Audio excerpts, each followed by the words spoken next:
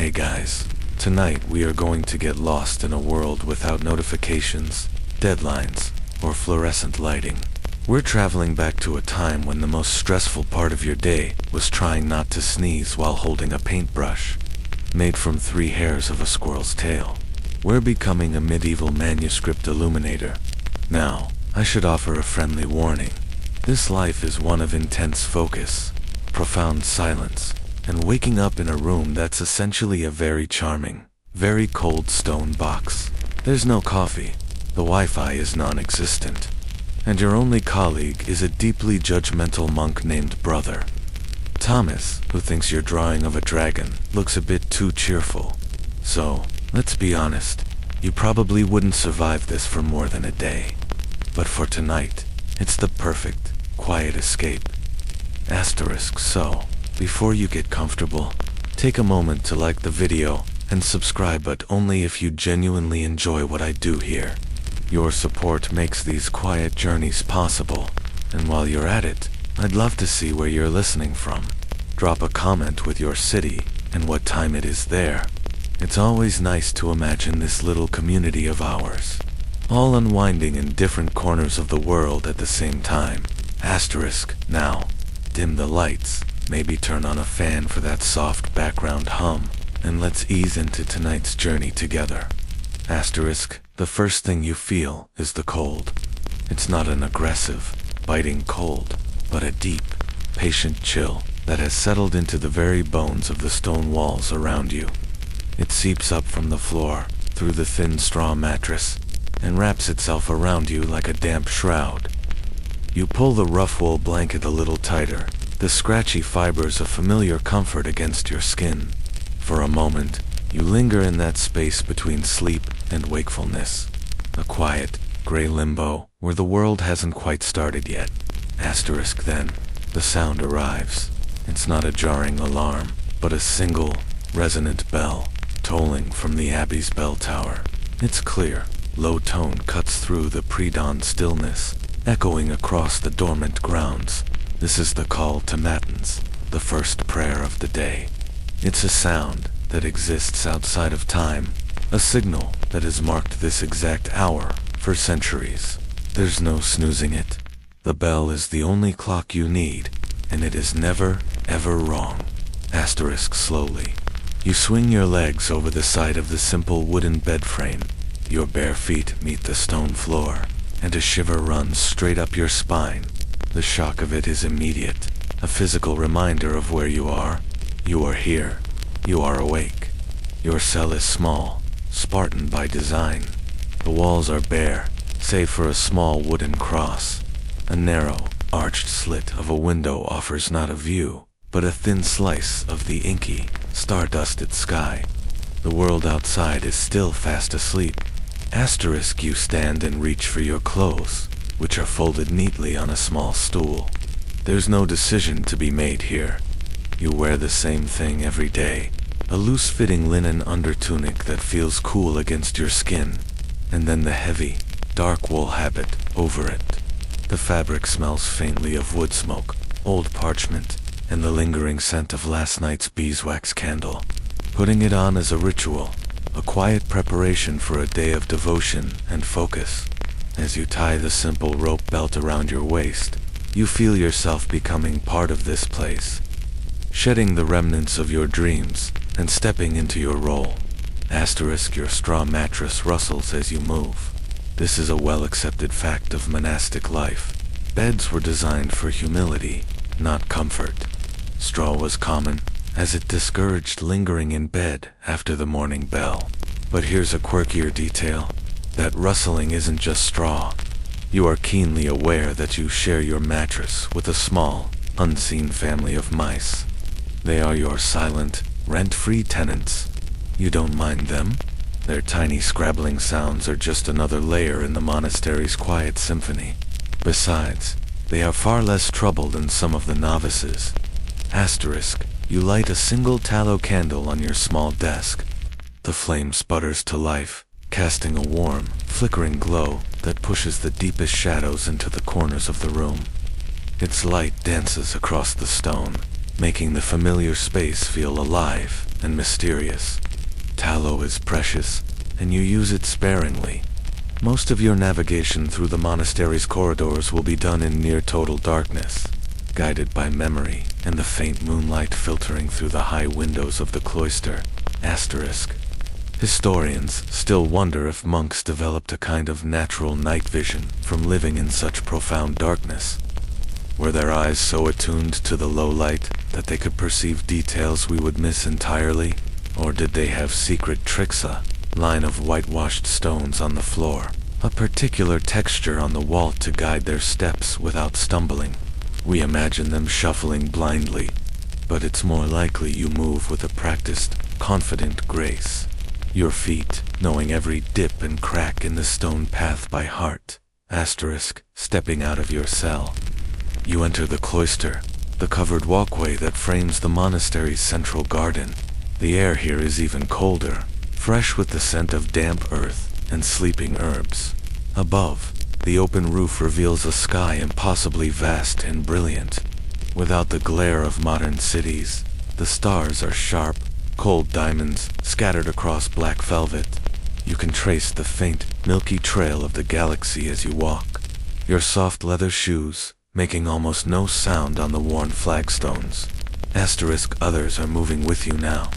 Dark, hooded shapes emerge from other doorways, all flowing in the same silent river toward the chapel. You don't speak. The rule of Saint Benedict dictates silence during these hours. It isn't an awkward silence, but a shared, peaceful one.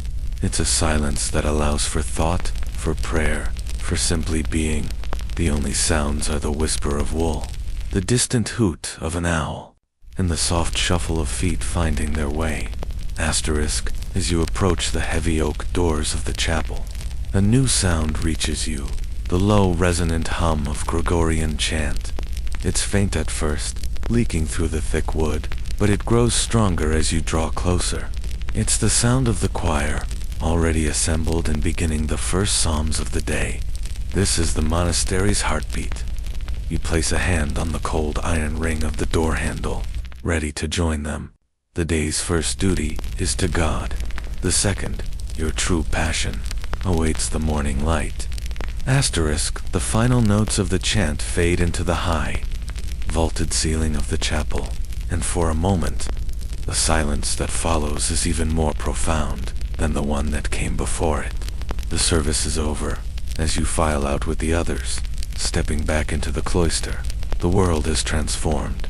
The sky is no longer an inky black canvas, but a soft, pearlescent gray, tinged with the faintest blush of rose and gold at the horizon.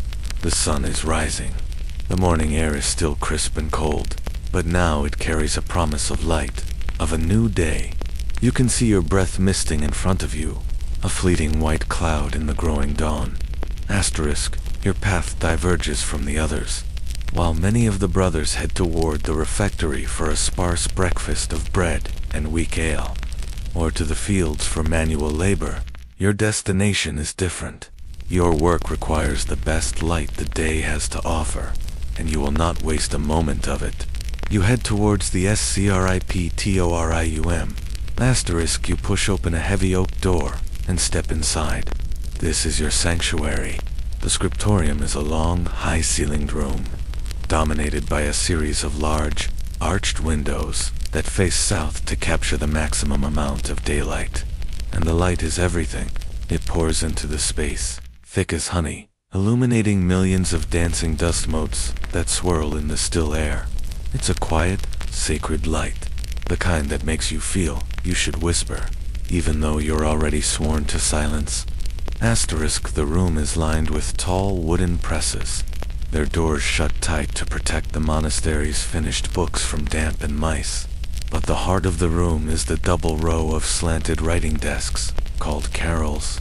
Each one is a small, personal world of intense focus. Some of your brothers are already here, bent over their work. You see the curve of their backs, the focused tilt of their heads. No one looks up as you enter. The concentration in this room is a physical force, a shared understanding that what happens here is slow, sacred, and cannot be rushed.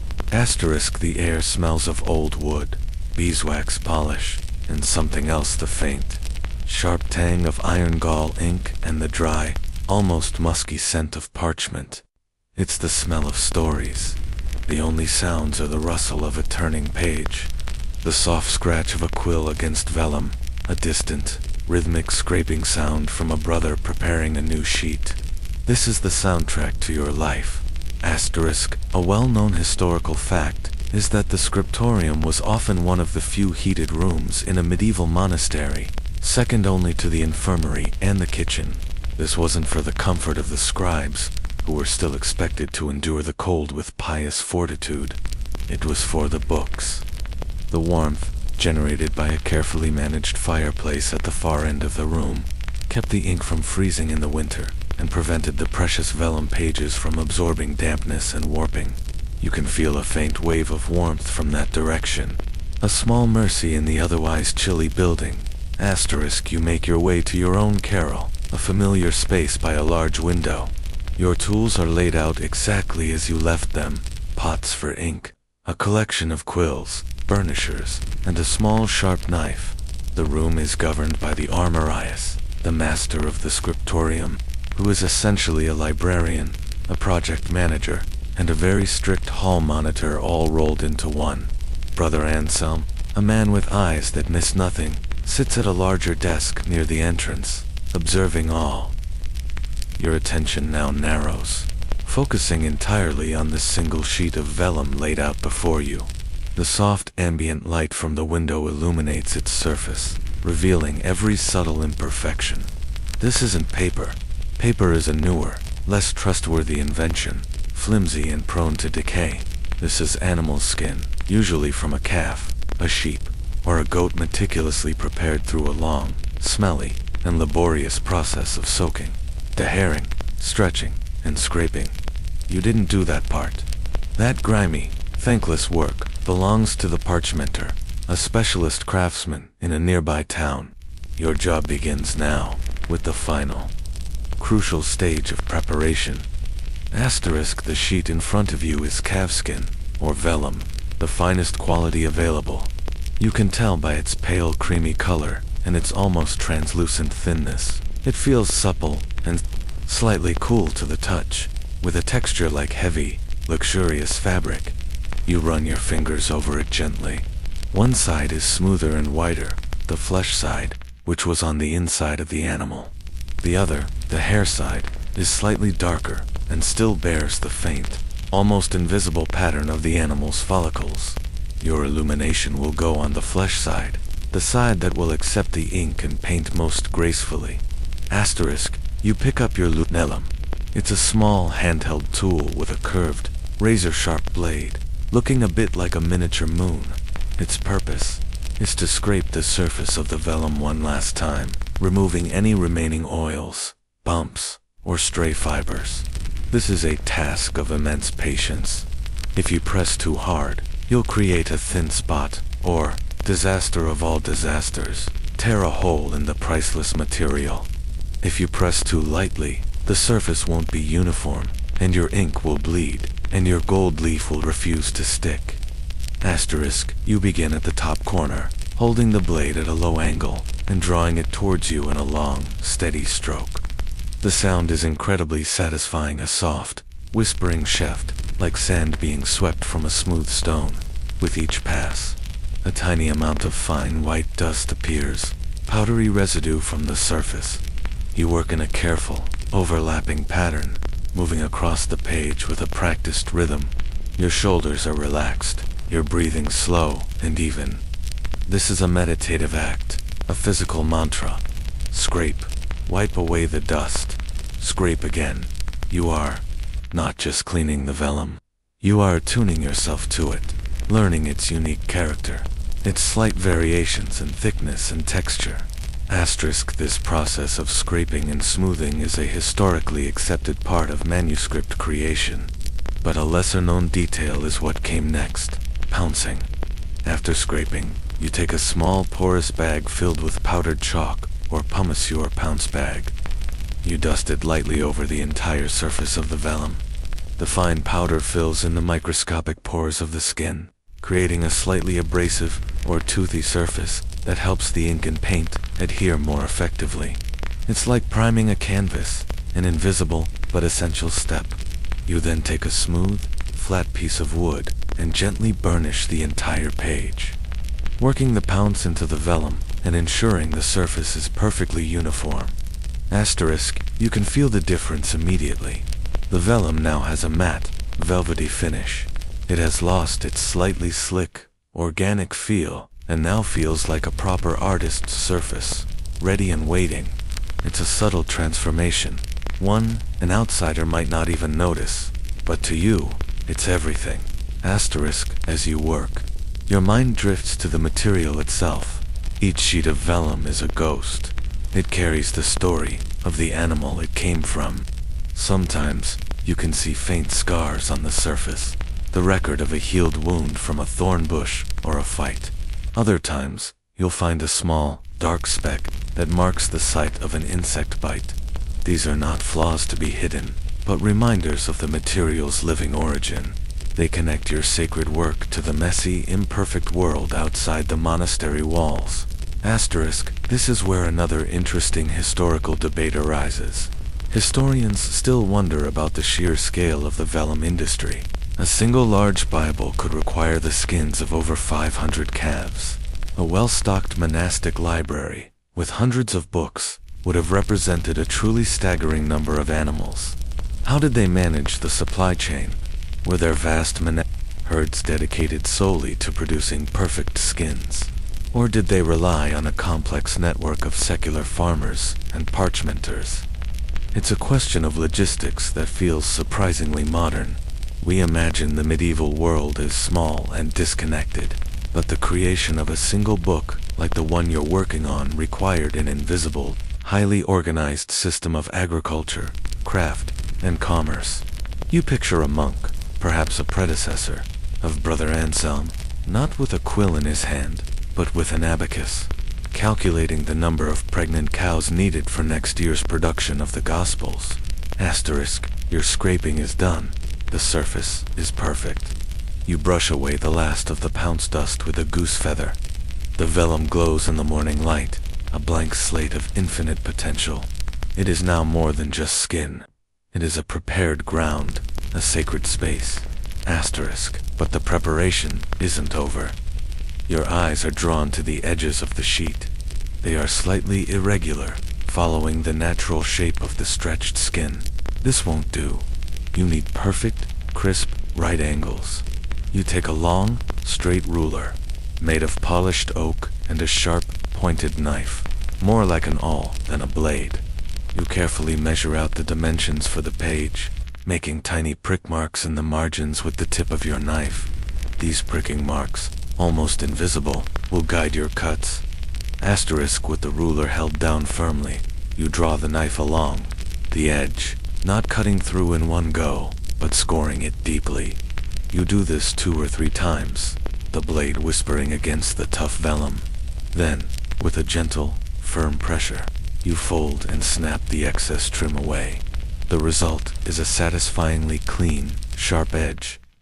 You repeat this for all 4 sides, until the once irregular sheet has become a perfect rectangle. Now it is ready. This single luminous page represents hours of labor before you've even made a single mark on it. It's a testament to the idea that true art begins not with a grand gesture, but with quiet, humble preparation. Your next stop is the pigment station, a place of vibrant color and alchemical mystery. With your perfectly prepared sheet of vellum waiting patiently at your carrel, you rise and walk towards a corner of the scriptorium that feels different from the rest. The air here is tinged with the dry, earthy scents of minerals and the faint, sweet smell of honey and gum arabic. This is the pigment station, a heavy wooden workbench that looks more like an alchemist's laboratory than an artist's table.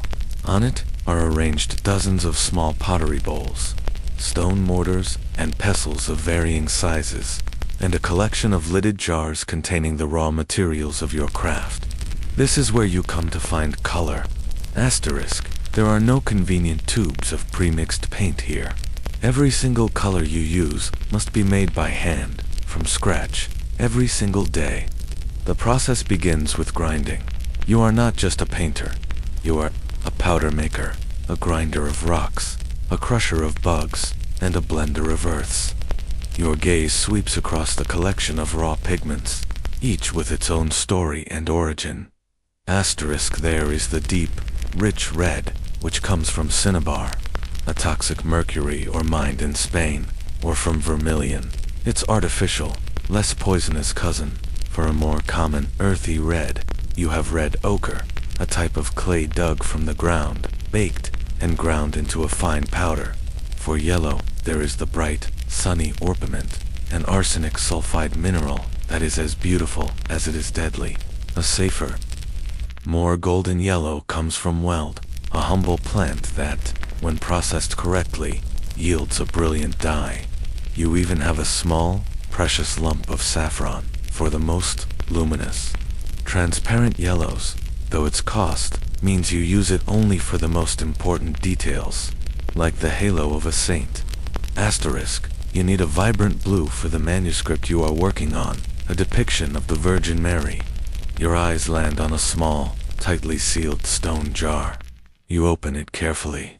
Inside is a coarse, deep blue granular powder that glimmers like crushed jewels. This is ultramarine. The name literally means from beyond the sea, and for good reason.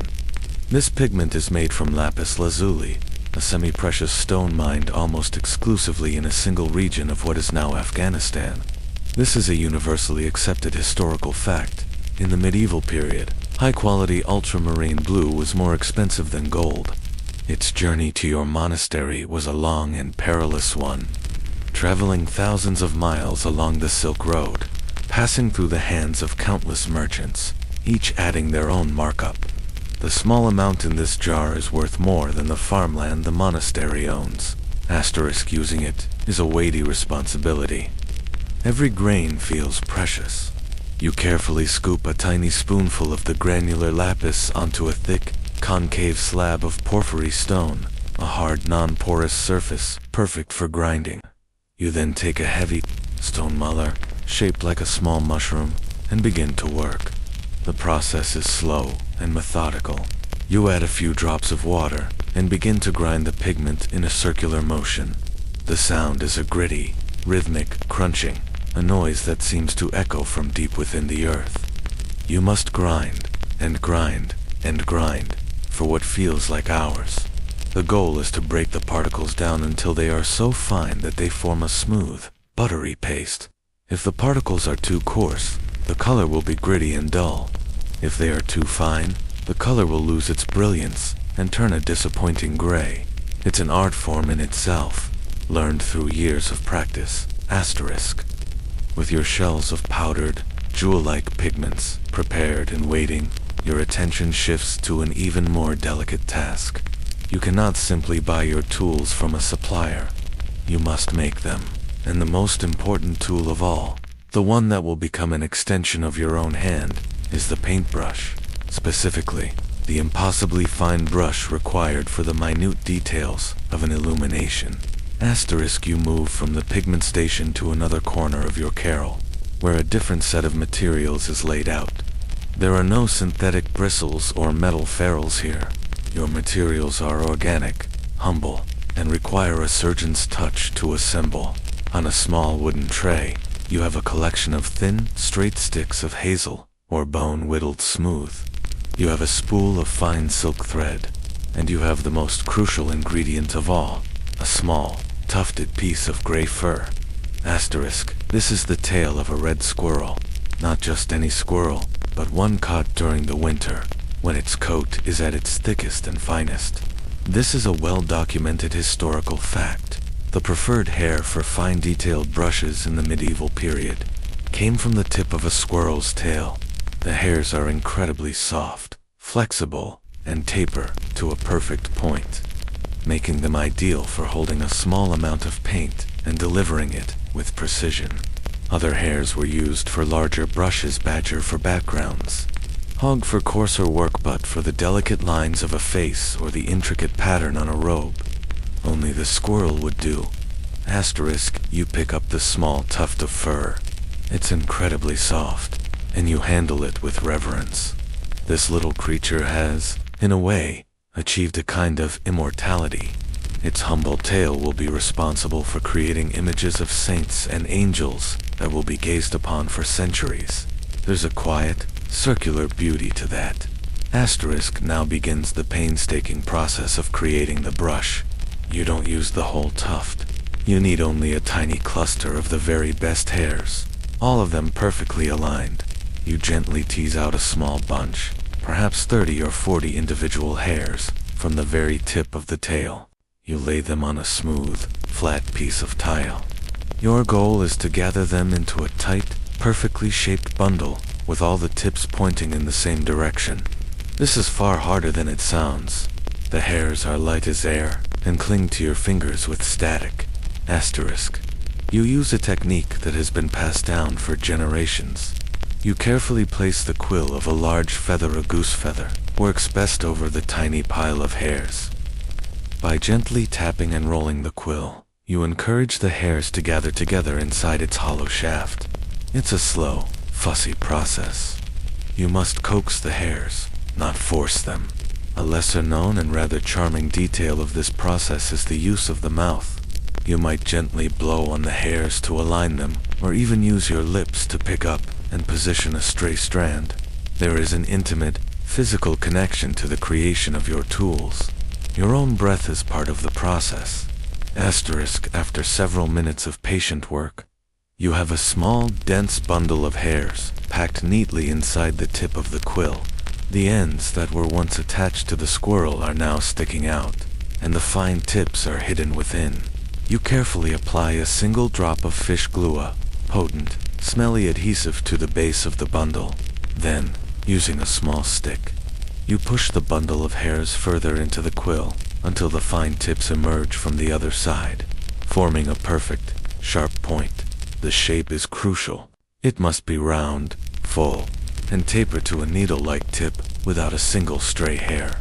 Asterisk, this is the point where a historical debate among art historians and reconstructors often arises.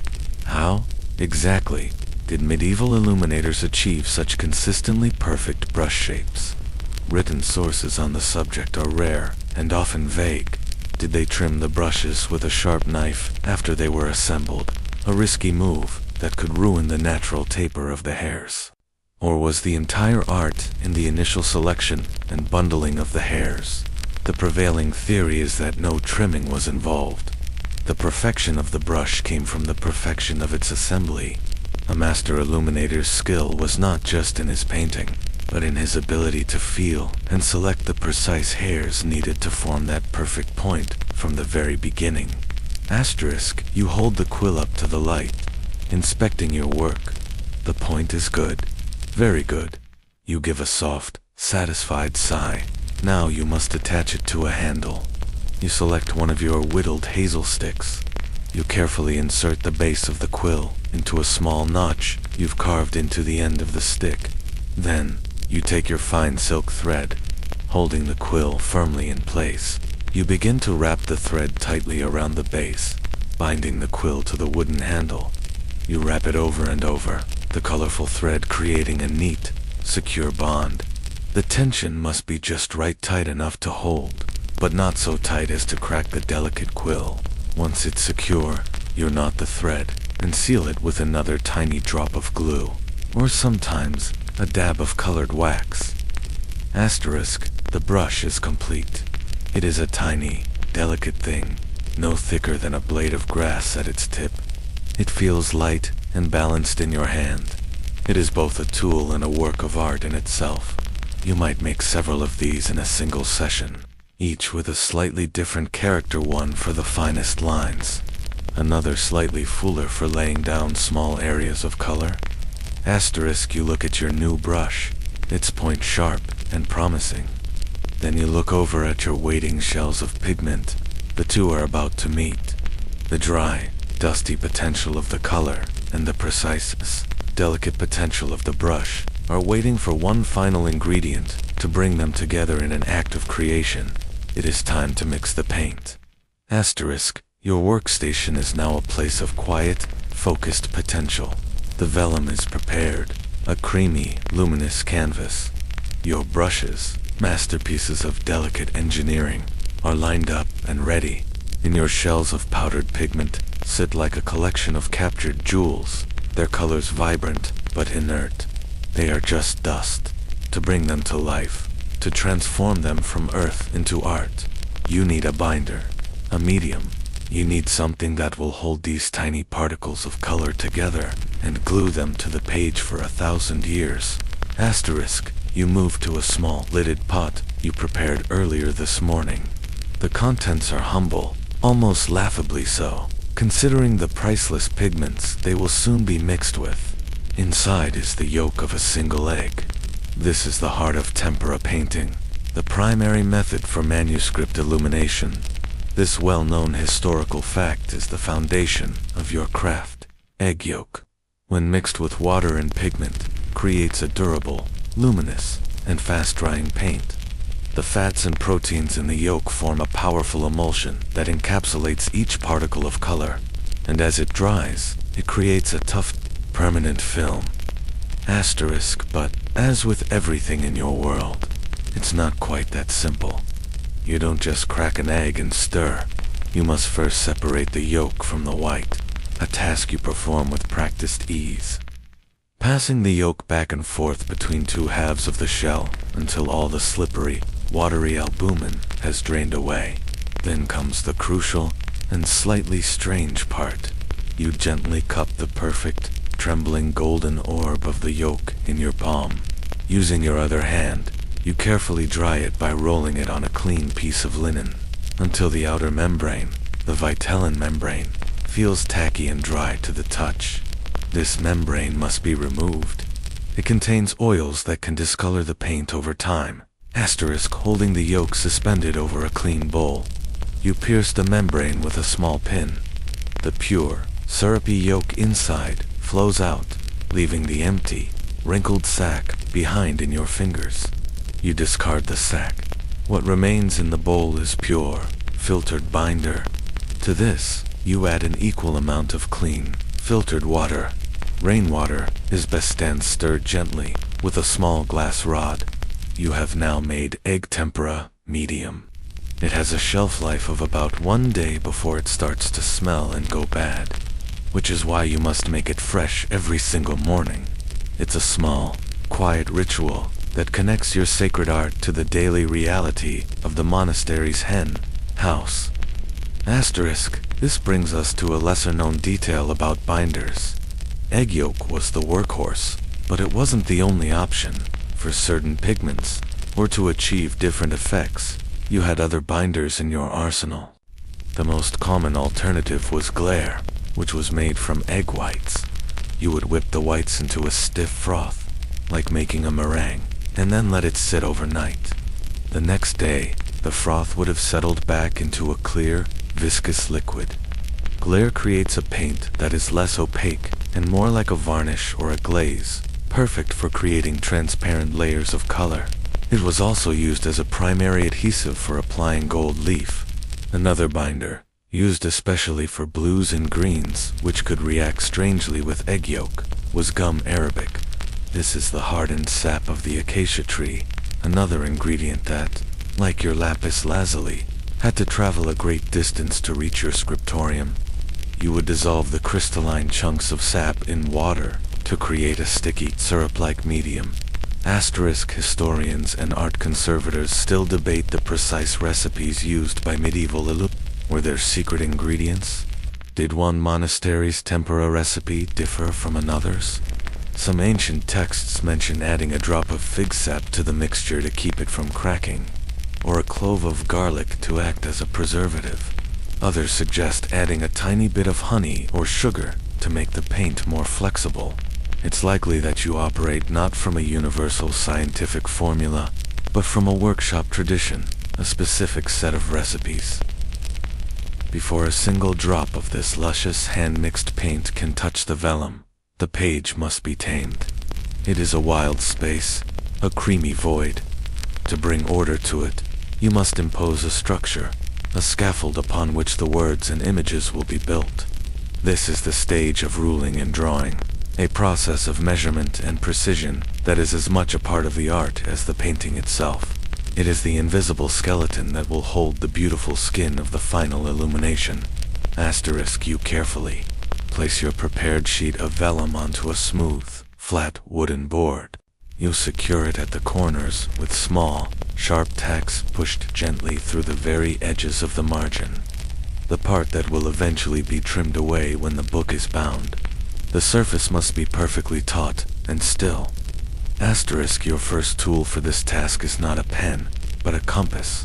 Not a magnetic compass for finding north, but a simple metal drafting compass with two sharp pointed legs. You will use this to establish the dimensions of the text block and the margins. The aesthetics of a medieval manuscript were governed by a strict sense of proportion. The amount of empty space on the page was just as important as the space filled with text and art. The margins frame the words, giving them room to breathe. You consult the small parchment sheet that serves as your guide, a set of instructions from the abbot and the armor. It tells you the required dimensions for this particular manuscript, a book of hours. Using a ruler made of polished boxwood, you use the compass to make a series of tiny, almost invisible prick marks down the outer edges of the vellum. These marks are your anchors. They are so small that someone casually looking at the finished page would never see them, but to you, they are the key to the entire layout. This practice of using pricking marks is a well-documented fact, and modern scholars can often identify the work of a specific scriptorium, or even a specific scribe, by the unique pattern and spacing of their pricks. Now you switch to your second tool, the lead point. This is the ancestor of the modern pencil.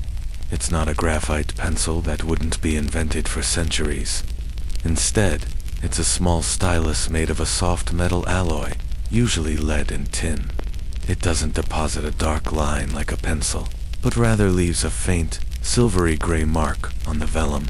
The line is subtle, erasable with a crumb of stale bread, and most importantly, it won't interfere with the ink or paint that will be applied over it. Holding your long ruler against two corresponding prick marks on either side of the page. You draw the lead point across the vellum. The sound is a faint, metallic whisper.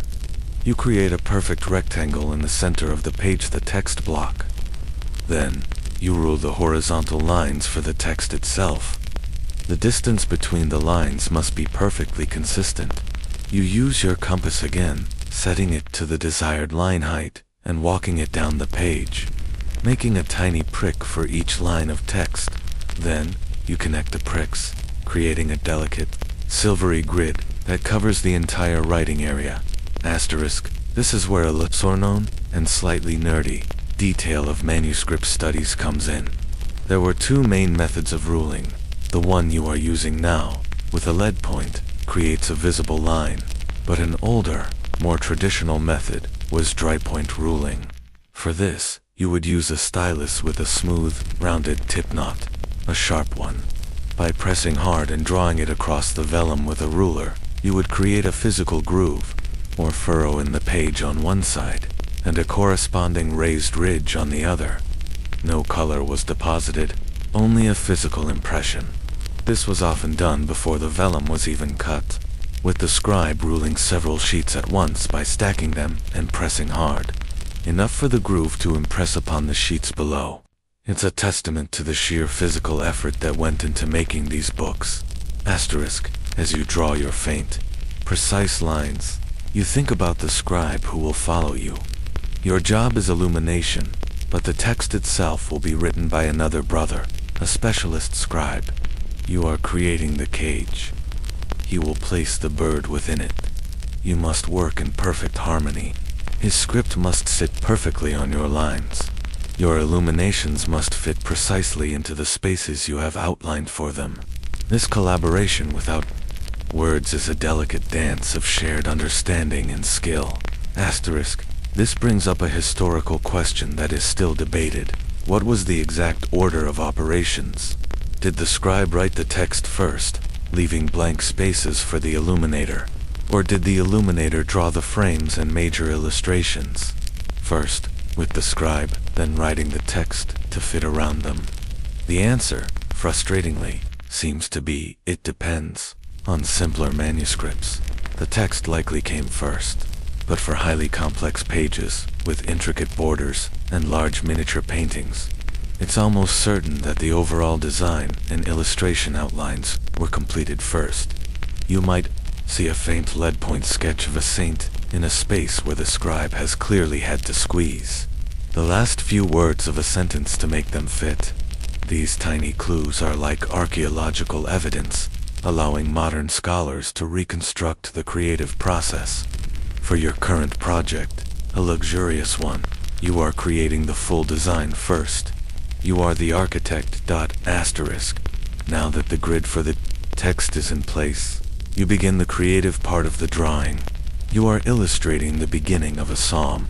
In the large empty square you left for the initial, you begin to sketch.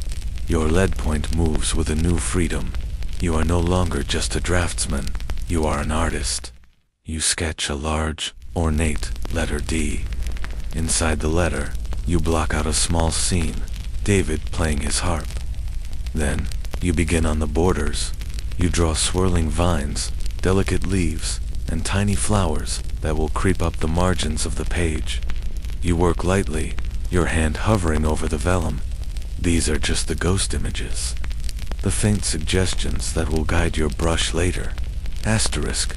You allow yourself a moment of whimsy. In the bottom margin, partially hidden by a curling acanthus leaf, you sketch a tiny figure, a monkey, dressed as a doctor, examining a flask of urine. This is a drollery, a small, humorous, or grotesque image common in the margins of Gothic manuscripts. It has nothing to do with the sacred text, but it is a space for your own creativity, your own quiet joke. No one will ever know for sure who drew it, but for a moment, it is your secret signature. The page is now a map, a detailed plan for the beauty to come. The next stage is the most magical and the most terrifying, the application of gold.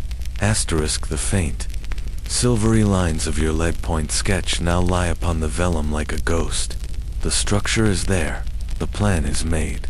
Now it is time for the heart of the illumination, the element that gives the craft its very name, light. It is time to apply the gold.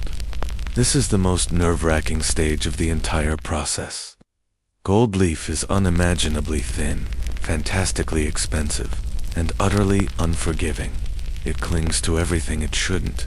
Sure fingers, your tools, the stray hairs on your woolen habitone, it wrinkles and tears, if you so much as breathe on it too heavily. Asterisk. There are two main ways to apply gold to a manuscript.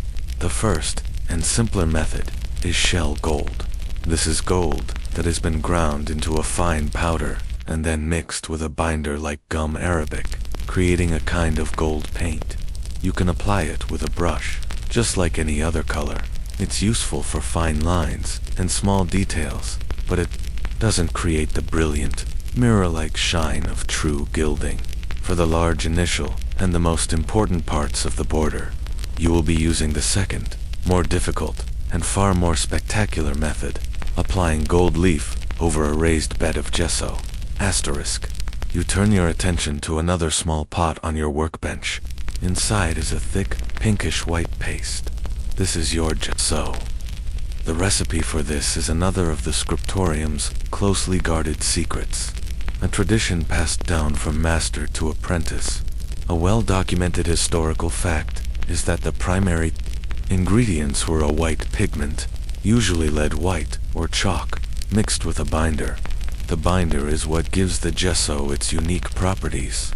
Yours is a mixture of slaked plaster of Paris, a bit of sugar to keep it from becoming too brittle, and a binder of either glare egg white or fish glue.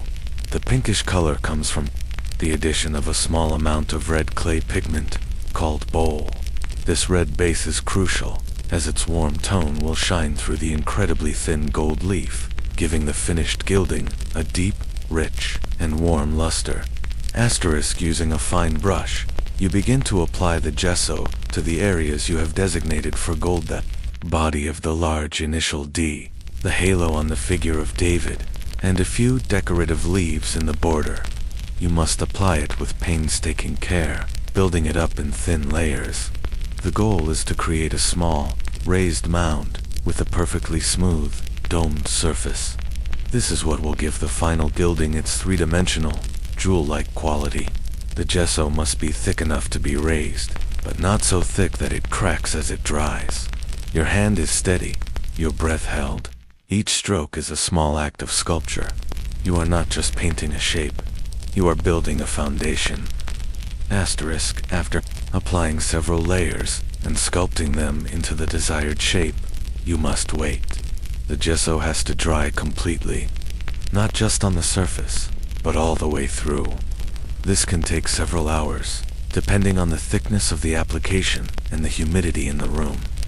This is a forced pause, a moment of enforced patience. You might use this time to grind more pigments, or to work on the preliminary drawings for another page. The gold leaf now sits upon the page, a collection of dull, crinkly patches, covering the raised mounds of pink gesso. It is gold, yes, but it is sleeping. It holds the potential for light, but none of its brilliance has been revealed. Your task now is to wake it up, to transform its matte, fragile surface into a hard, reflective mirror that will catch the candlelight and dazzle the eye of the beholder for centuries to come. This is the process of burnishing, and it requires a delicate combination of pressure and patience. Asterisk, you let the gilded page sit for a short while, allowing the last of the moisture from your breath to evaporate completely and ensuring the adhesive bond between the gold and the gesso is secure. You gently sweep away the excess, unattached flakes of gold leaf with a soft brush made from rabbit fur. These precious scraps, called skewings, are carefully collected. Nothing is wasted. They will be gathered and can be used to make shell gold later. The page now looks cleaner, with the gold confined to the shapes you intended. Asterisk, your tools for burnishing are simple but beautiful objects in themselves. They are small, handheld instruments with a handle of wood or bone and a tip made from a very hard, exceptionally smooth stone. The most common and effective burnishing stone, a well-established historical fact, is agate. This hard, semi-precious stone can be polished to an almost frictionless, glass-like surface that is perfect for rubbing against the delicate gold without tearing it. Hematite, another hard, dense stone, was also frequently used, often called a bloodstone for its deep red color. Asterisk, you select your favorite burnisher. It's a tool you've used for years. The wooden handle is dark and smooth, worn to a perfect patina by the grip of your hand. The tip is a small, rounded tooth of agate, a beautiful stone with milky white bands running through its gray depths.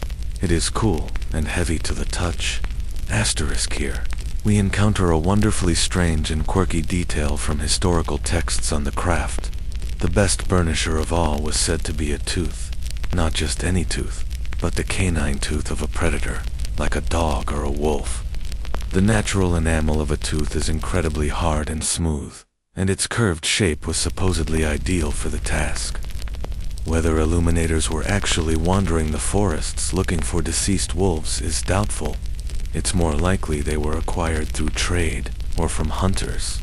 But the image is a powerful one, this most delicate and divine of art's being, perfected with a tool taken from the mouth of a wild beast. It's a perfect medieval paradox. You glance at your agate burnisher and feel a quiet sense of relief. It is, you suspect, far more reliable. Asterisk. Holding the burnisher like a pen, you begin. You choose a small area of the gilded initial and apply the stone tip to its surface. At first, you use only the lightest pressure, gently rubbing the gold in small, circular motions. The sound is a soft, whispery hiss. With each pass of the stone, a transformation begins. The dull, matte texture of the gold starts to compress and smooth out. The microscopic crinkles are being flattened, and the loose particles of metal are being melded together into a single, cohesive, mirror-like surface. Asterisk, a debate that fascinates art historians is the amount of pressure required for burnishing. The sources are often contradictory. Press too lightly, and you will never achieve a high shine. Press too hard, and you risk flattening the raised gesso dome, cracking it, or even scraping the gold away entirely, revealing the pink bowl underneath a disastrous flaw known as a holiday. The secret, you know, is in gradually increasing the pressure. You start soft, warming the gold and gesso with gentle friction, and then, as the surface hardens, you press more firmly, your strokes becoming more vigorous and decisive. Your wrist and fingers must be both strong and sensitive, feeling the exact moment the gold has reached its peak brilliance. Asterisk, as you work, the change is breathtaking. The patch of gold you are burnishing darkens and deepens.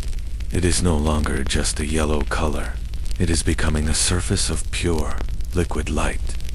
It begins to reflect the arched window of the scriptorium, the dark shape of your own head bent in concentration. You can see the world in it, miniaturized and captured in a tiny, perfect mirror. This is the moment of illumination. You are not adding light. You are revealing the light that was trapped within the material all along. Asterisk, you move methodically across all the gilded areas, from the large initial to the smallest golden leaf in the border. It is slow, repetitive work that requires absolute focus. Your mind empties of everything else. There is only the feel of the stone on the metal, the gentle hissing sound, and the slow, miraculous emergence of light. A stray crumb of dried gesso, or a speck of dust could be catastrophic, creating a scratch across the perfect surface. So the workspace around you must be kept impeccably clean. Asterisk, finally, you are done. You hold the page up, tilting it gently in the sunlight pouring through the window. The effect is spectacular. The burnished gold flashes and gleams, a stark and brilliant contrast to the soft, matte surface of the vellum. It looks solid, metallic, as if you have somehow inlaid a piece of solid, polished gold into the page. The raised gesso gives it a dimensionality that makes it seem to float above the surface. When this book is finished and being read by candlelight in a dark chapel, these golden areas will flicker and dance, seeming to generate their own divine light. Asterisk, the most difficult and high-risk part of your job is complete. The skeleton of the page is ruled, and its soul of light has been installed. Now, at last, you can begin to do what most people would call painting. It is time to introduce color to the page, to clothe the bones and bring the scene to life. Asterisk, the page before you is a study in contrasts. The vellum is soft and creamy. The burnished gold is hard and brilliant. It is a thing of stark and beautiful simplicity. But now it is time to complicate it, to introduce the full spectrum of color and bring your sketched world to life. This is the moment you transition from a goldsmith and a draftsman into a painter.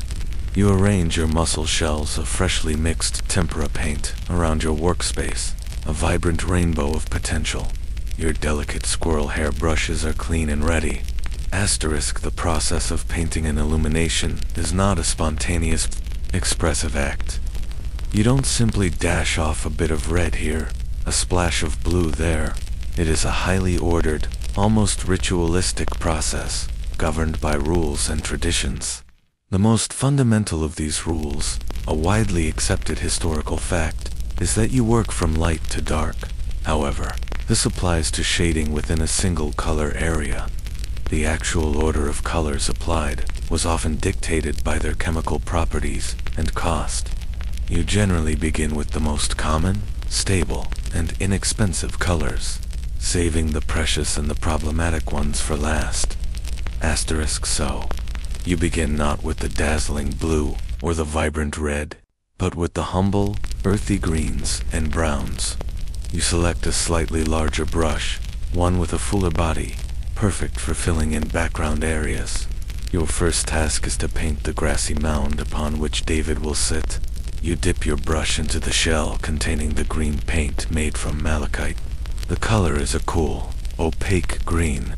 You carefully fill in the shape you sketched earlier, staying meticulously within the faint lead point lines. The paint flows smoothly from the brush. Tempera dries very quickly, so you must work with a certain speed and confidence. You cannot blend colors on the page the way an oil painter might. All blending is achieved through layering or through the application of tiny, adjacent brushstrokes, a technique called hatching, after the green of the grass. You move on to the trunk of a small tree in the background. You use your umber, a rich dark brown that provides a solid, earthy anchor to the scene. You paint the body of David's harp with a lighter brown, a yellow ochre, leaving the strings to be drawn in later with a fine pen. This process is methodical, almost like a modern paint-by-numbers exercise. You are laying down the flat, foundational blocks of color, creating a patchwork of distinct shapes. At this stage, the painting looks flat and cartoonish, a collection of simple, unshaded forms. This methodical approach leads to a lesser-known but fascinating detail of scriptorium work, the division of labor. On a particularly important or rushed manuscript, the work of illumination might be split between several specialists. One master illuminator, the historiator, might be responsible for painting the main narrative scenes, the figures, and faces. Another, the border maker, might specialize in the intricate floral and vinework borders. A third junior illuminator might be tasked with the simple job of laying down these initial flat base colors, a task known as grounding. You, however, are a master of your craft, and on this particular page, you are performing all the roles yourself. It is your vision from start to finish. This brings us to a historical debate. To what extent did illuminaries sketches on separate sheets? We have this romantic image of the artist drawing directly onto the precious vellum.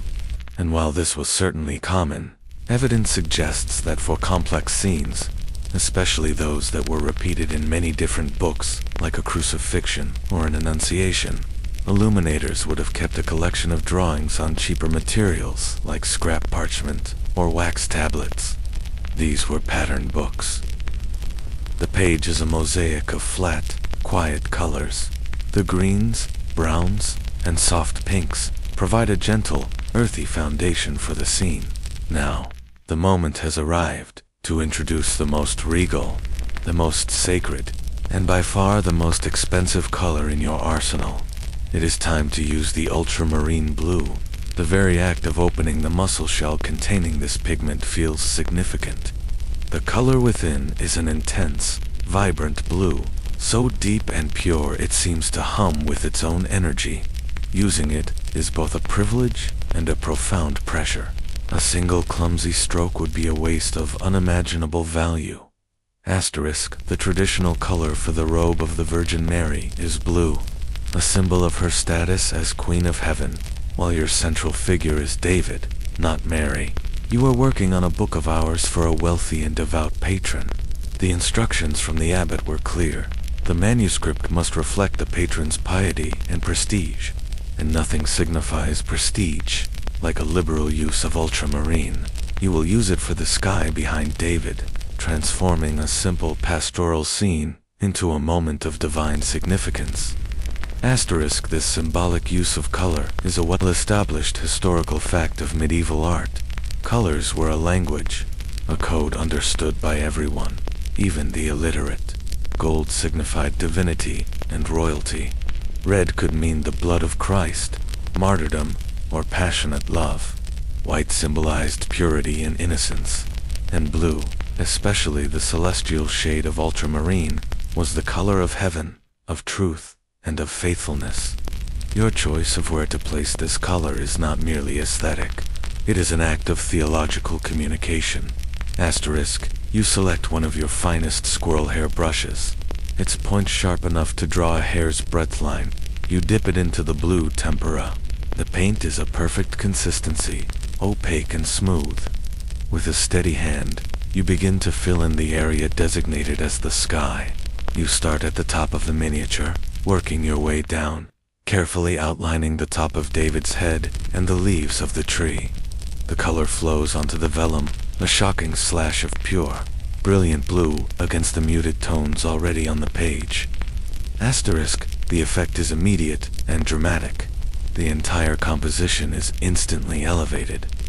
The blue is so intense and luminous that it makes the other colors seem to sing in harmony with it. It pushes the background back, creating a sense of depth, and it makes the figure of David, in his simple pink tunic, seem to pop forward. This is the power of ultramarine. It doesn't just add color. It reorganizes the entire visual space. Asterisk, here, we come to a lesser known and rather pragmatic detail about the use of expensive pigments.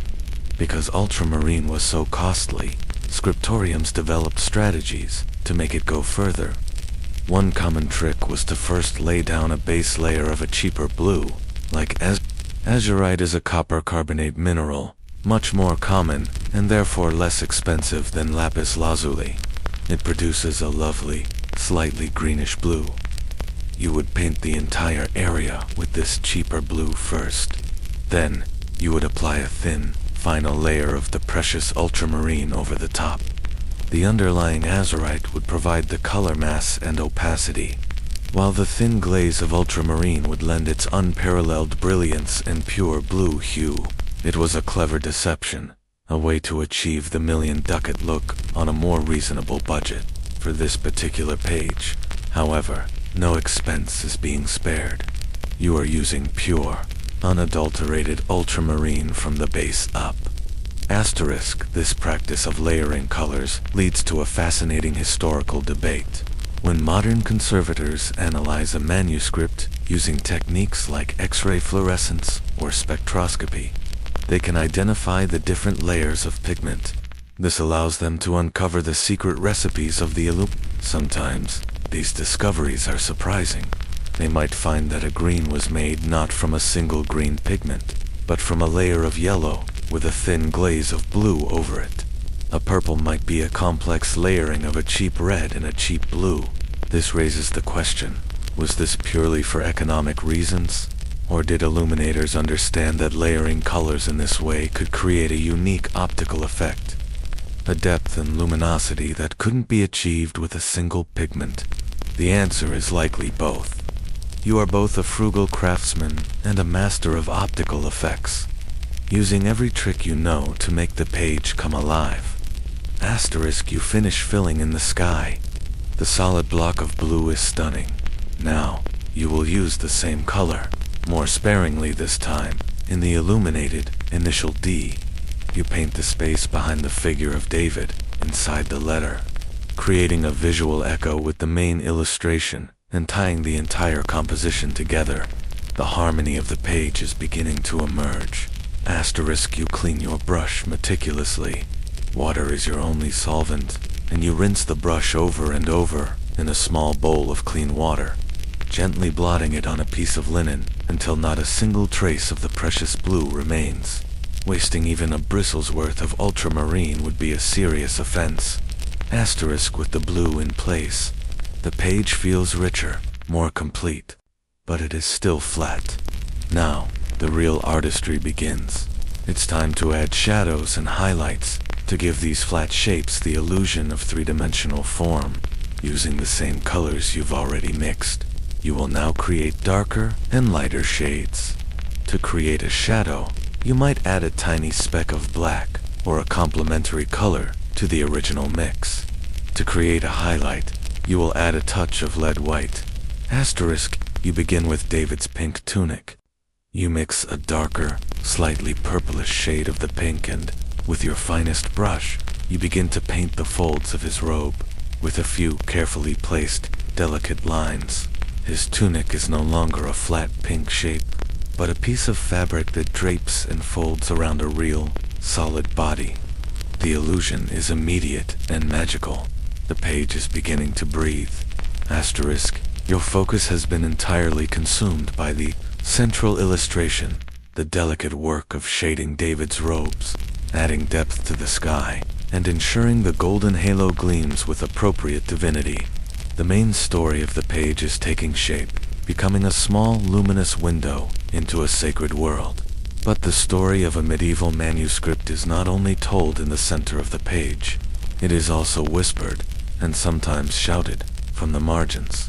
Now, you allow your attention to drift downwards, to the bottom of the page, to the space where rules relax and the imagination of the artist is allowed to play. Asterisk, this is the realm of the marginalia. It is a well-documented fact that the borders of Gothic manuscripts are often teeming with a bizarre and delightful array of creatures and scenes that have little or no connection to the main text. You find knights in combat, with giant snails, monkeys playing bagpipes, rabbits conducting a funeral for a fox, and all manner of hybrid beasts, half man, half animal, engaged in baffling activities. This was the illuminator's space to breathe, to experiment, to joke. Asterisk, you turn your attention to the faint lead point sketch you made earlier, the little monkey, dressed as a physician, gravely inspecting a medical flask. This is your small act of creative rebellion for the day, your personal signature, hidden in plain sight, using a dark brown ink and a fine quill pen, not a brush. For this requires the crispness of a drawn line. You begin to ink the outline of the little scene. Your touch is light and sure. You draw the monkey's solemn, furrowed brow, his scholarly robes, which are just a little too big for him, and the round-bottomed flask he holds up to the light. Asterisk, the choice of a monkey as a doctor is not random. It's a quiet joke, a piece of social satire. In the medieval period, monkeys were often used as symbols of foolishness, of mimicry, and of humanity's baser instincts. By dressing one up as a doctor, you are making a sly, subtle comment on the pomposity and sometimes questionable competence of the medical profession. It's a joke that the patron might chuckle at, and one the abbot will hopefully pretend not to see. Asterisk, this brings us to a quirky and lesser-known aspect of these doodles, their sheer variety and strangeness. While some, like your monkey, are satirical, others are just plain weird. The image of the knight fighting a snail is one of the most common and most baffling motifs in all of marginalia. Why a snail? What does it represent? Scholars have been arguing about this for decades, and it remains one of the great unresolved mysteries of medieval art. Asterisk. This is where a lively historical debate continues to rage. What was the real purpose of marginalia? One theory is that they were simple decoration, space fillers, to add visual interest to the page. Another theory suggests they were a form of mnemonic device, a strange image designed to help the reader remember a particular passage on that page. A third, more compelling theory is that they represent a kind of world turned upside down, a carnivalesque counter-narrative to the sacred and serious text in the center. In the margins, the lowly snails, rabbits, monkeys could triumph over the powerful knights, foxes, humans. It was a safe space for social commentary and for exploring the messy, chaotic, and often hilarious side of human nature that didn't fit into the formal theology of the main text. You don't think about it that deeply. For you, it's just fun. Asterisk, once the ink outline is dry, you begin to add color, using the same tempera paints as in the main illustration. You give the monkey a brown, furry body and a bright red cloak. You make the flask look like glass by using a pale, transparent wash of gray, leaving a small white highlight to indicate a reflection. The little scene springs to life, a tiny pocket of narrative comedy at the foot of the sacred psalm. Asterisk, you don't stop with the monkey. You extend the floral. Your eye catches it, and for a moment, your heart does a little flip-flop. It's a tiny error, almost invisible to an untrained eye, but to you, it screams from the page. While painting the decorative border, a single bristle from your brush, loaded with red paint, has strayed outside the inked line of an acanthus leaf, leaving a tiny, but infuriating, scarlet dash on the clean vellum of the margin. It's no bigger than a grain of sand, but it mars the perfection you have worked so hard to achieve. Asterisk panic is not an option. Brother Anselm the Armorius has a nose for fear and a particular disdain for wasted vellum. A major error could mean having to start the entire page over, a prospect that represents not just a loss of your own time, but a significant financial loss for the monastery. Your vellum sheet, your gold, your lapis lazuli are not disposable commodities. So, you take a slow, calming breath and assess the situation. Asterisk correcting mistakes on vellum is a delicate, high-stakes operation. This is a well-known historical fact. Unlike a modern artist who might paint over a mistake with opaque color, tempera is not so forgiving. Painting over the red dash with white would leave a noticeable, chalky patch. No, the only real option is to remove the mistake entirely. You must perform a kind of microsurgery on the page. Asterisk your tool for this task is the one you carry with you at all times. Tucked into the rope belt of your habit, your pen. Every scribe and illuminator had one. Its primary purpose was not for cutting vellum to size you have larger. Specialized knives for that, but for sharpening quills, and for this exact situation, scraping away errors. Your knife is small, with a short, extremely sharp blade. The steel is of high quality, honed to a razor's edge on a whetstone every few days. Asterisk with the utmost care. You hold the knife almost perpendicular to the surface of the vellum. Using just the very tip of the blade, you begin to gently scrape at the offending red mark. The motion is not a cut, but a light abrasion. You are trying to remove only the microscopic top layer of the vellum, the layer where the paint pigment has settled into the fibers of the skin. The sound is a faint, dry scritch, scritch, scritch. You work with the concentration of a bomb disposal expert, holding your breath, your other hand placed firmly on the page to keep it from moving. Asterisk with each tiny scrape, a minuscule amount of red powder and vellum dust lifts from the page. You pause, blow it away gently, and inspect your work. The red is fading. You continue, scraping with a surgeon's precision. Too deep, and you'll create a visible rough patch, or, the ultimate horror, a thin spot that could tear. The vellum in this spot will never be exactly the same again. It will have a slightly rougher texture, a ghost of the erased error. But if you are skillful enough, it will be almost impossible to detect unless you are looking for it. Asterisk this process of scraping away errors leads to a quirky and somewhat amusing detail found in the margins of some manuscripts.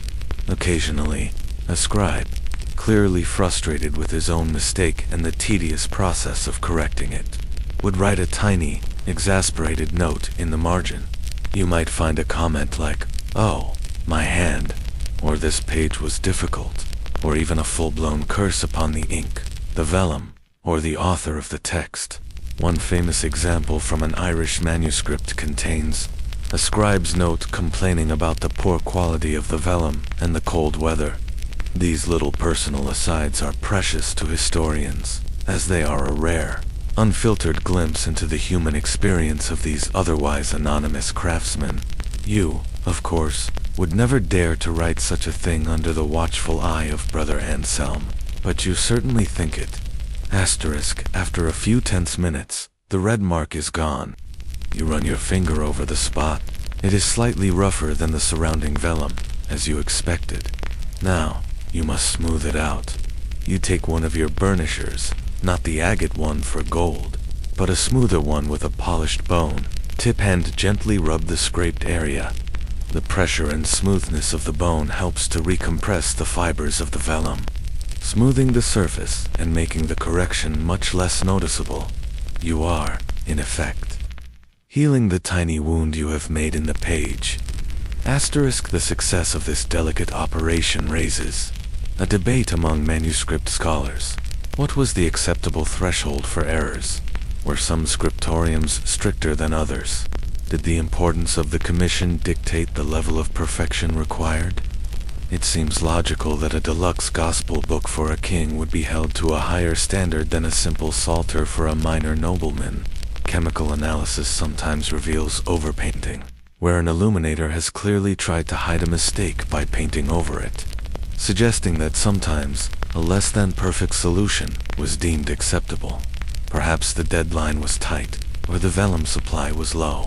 We imagine these books as flawless masterpieces, but they are human creations, and they bear the subtle scars of their own making. Your successful, nearly invisible correction is a mark of a true master. Asterisk with the crisis averted. You can finally move to the last stage of the painting process. The base colors are down. The shadows have been added, creating depth and form. Now, you must add the final touch that will make the entire illustration pop. It is time to add the highlights. These are the final, bright accents that simulate the reflection of light on a surface. They are the last step in creating the illusion of a three-dimensional world on your flat page. Using your finest brush, you will apply the final, luminous touches of white. Asterisk, the crisis of the stray red mark has passed, the tiny wound on the page healed by your steady hand. Now, with the shadows laid in and the forms defined, the page is ready for its final anointing of light. This is the stage of highlighting, the application of the final bright touches that will lift the entire image from the vellum and give it a spark of life. If the gold provides the divine, otherworldly light, these highlights will provide the natural, earthly light, defining the texture of cloth, the curve of a cheek, and the glint in an eye.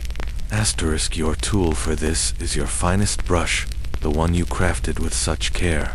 Its tip a perfect, needle-sharp, point end, your most brilliant white paint. A well-documented historical fact is that the primary white pigment used by medieval illuminators was lead white. It was made through a process of corrosion, where lead strips were exposed to vinegar fumes, causing a white, powdery crust of lead carbonate to form on their surface. This powder was then scraped off and ground into a pigment. Lead white is prized for its opacity and its bright, clean whiteness. But it comes with a significant drawback. It is highly toxic. You, like every illuminator, are aware of the dangers.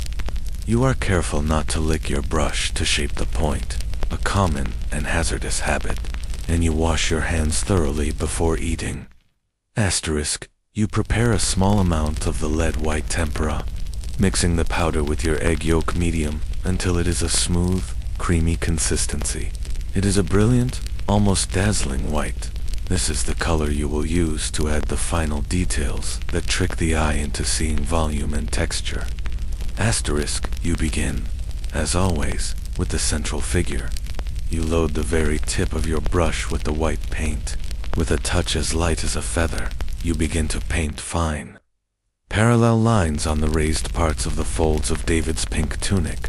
Where the cloth would catch the light, you draw a series of delicate white hatches. The effect is instantaneous. The flat, shaded pink is suddenly transformed into a rich, textured fabric that seems to have its own volume and weight. You can almost feel the softness of the wool. Asterisk, you move to David's face. This is the most difficult and most important part. The soul of the character is in the face, and the soul of the face is in the eyes. You'll use the white to add a tiny dot to his pupils, the glint of life. You add a subtle highlight to the bridge of his nose, his cheekbones, and his chin. With each touch, the flat, icon-like face gains a sense of roundness, of a real skull beneath the skin. He begins to look less like a symbol and more like a person. Asterisk, this technique of using fine white lines for highlighting, known as hatching or feathering, is a characteristic feature of Gothic illumination. But a lesser-known detail is that there was another, more subtle method, particularly in earlier periods. Instead of adding an opaque white, the illuminator would create highlights by gently scraping away the top layer of paint to reveal the pale, luminous vellum beneath. This created a much softer, more integrated kind of highlight. However, this was a higher risk technique, best suited to simpler styles. for the rich, layered, and colorful style you are working in. The bold application of lead white is the only way to achieve the desired effect. Asterisk. This leads to a historical debate among art historians concerning the evolution of naturalism in manuscript illumination. Looking at your work, with its careful shading and highlighting, it's clear you are striving to create a believable, three-dimensional space, but it is not a photographic realism. The perspective is skewed, the figures are stylized, and the gold background is unapologetically flat and divine. So, what was the goal?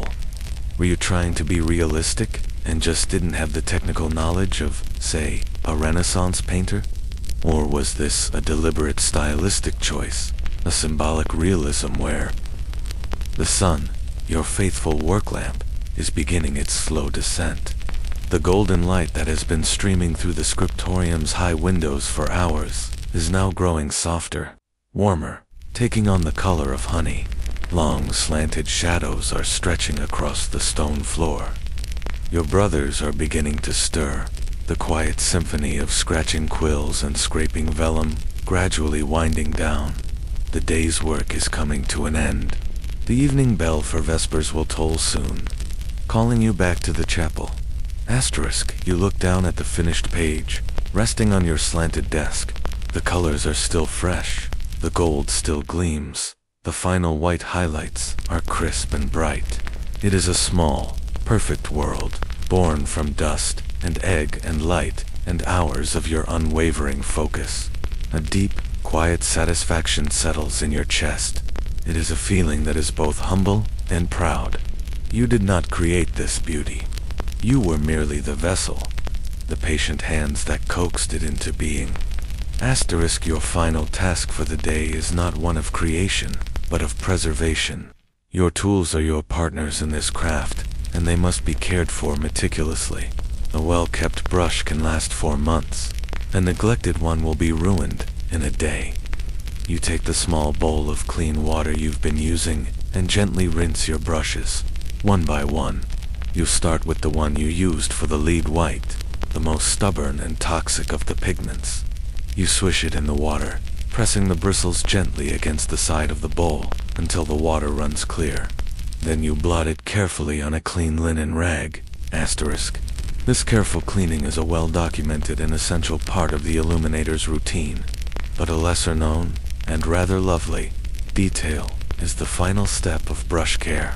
After rinsing and blotting, you reshape the bristles to a perfect point. The best way to do this, passed down from master to apprentice, is with your own lips. You place the damp bristles between your lips and gently draw the brush out, shaping it into its original, needle-sharp form. It's an intimate gesture, another moment where your physical self becomes part of the artistic process. Of course, you would never, ever do this with a brush that had just been used for a poisonous pigment like orpiment or lead white. For those, you shape the tip carefully with your fingers. After having washed your hands thoroughly, asterisk, you clean each brush with this same devoted attention, from the finest squirrel hair to the slightly broader badger brush you used for the job. You lay them flat on a wooden tray to dry, their points perfectly aligned, ready for the morning. You carefully scrape the remaining unused paint from your mussel shells into a pot for waste. The precious pigments cannot be saved once mixed with egg, as the medium will spoil overnight. This daily necessity of discarding leftover paint is a poignant reminder of the ephemeral nature of your materials, even as you work to create something permanent. Asterisk. This leads to a final, interesting debate among historians. What was the daily life of an illuminator really like? We have the official records, the rules of the monastery, the commissions from patrons, but the personal, sensory experience is harder to reconstruct. Did your eyes ache from the strain of such fine work? Did your back hurt from sitting on a hard stool all day? Were you ever bored? Did you ever feel a flash of artistic jealousy towards a brother in the next carol whose vine work was just a little more elegant than your own? We tend to romanticize the past, imagining you as a serene, pious artist in a state of constant meditative bliss. The reality was likely far more human. You were a craftsman doing a job that required immense skill and devotion, but a job nonetheless, with its own share of physical discomfort, professional rivalries, and moments of simple, bone-weary fatigue. Asterisk, you cap your ink pots and put away your burnishers and rulers. You carefully lift the vellum page from the drawing board, removing the tacks from its corners. You will place it in a special flat-drying press overnight. There, between clean sheets of parchment and under a light, even weight, it will dry completely flat, without any of the buckling or cockling that can happen as the moisture from the tempera evaporates. Asterisk, you slide the page into the press. A final, gentle act. It feels like putting a child to bed as you close the heavy wooden lid of the press. The last of the day's sunlight catches the burnished gold one last time, making it flash brilliantly before being plunged into darkness. Asterisk, you stand up and stretch, feeling the satisfying crackle in your spine. You look around the scriptorium. The room is emptying out. The other brothers are quietly cleaning their own stations, their movements practiced and efficient. The long tables are being cleared, the tools put away. The sacred silence of work is being replaced by the quiet bustle of closing time. Brother Anselm gives a single, sharp nod from his desk. The signal of dismissal. Asterisk, you step out of the scriptorium and back into the cloister.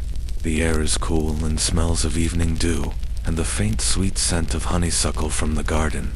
The sky is no longer blue, but a deep, bruised purple, streaked with orange and pink. The first star of the evening is visible, a lone, hopeful pinprick of light. The bell for vespers begins to toll, its deep, resonant voice calling you to prayer, to the final act of your highly structured day. As you walk towards the chapel, your mind is quiet. The intense focus of the day dissolves, leaving a peaceful, clean emptiness in its place. The page is safe. The work is done. You are tired, but it is a good kind of tired. A craftsman's tired. You have made something beautiful.